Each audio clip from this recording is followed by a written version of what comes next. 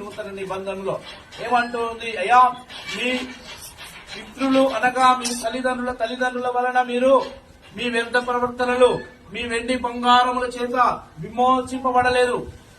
దేని చేత విమోచింపబడుతున్నారంటే, మరి నిష్కలంకుడు నిర్దోషియగు ప్రభు అయిన యేసు క్రీస్తు రక్తము వలన మీరు విమోచింపబడ్డారు అని చెప్పబడుతుంది లేఖనం.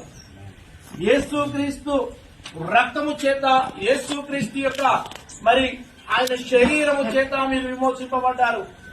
సిలువలో దేవుడు ఎందుకు మరణమైపోయాడో మనందరికీ తెలుసు. ఏమంటున్నాము? అయా, లోకము కొరకు ఆయన సిలువ యాగము చేశాడు.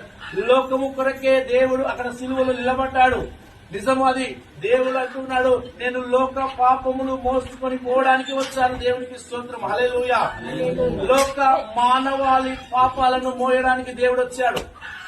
లోక మానవాళి ఉన్నటువంటి బాధలను భరించడానికి దేవుడు వచ్చాడు లోకం మీదకి. హల్లెలూయా.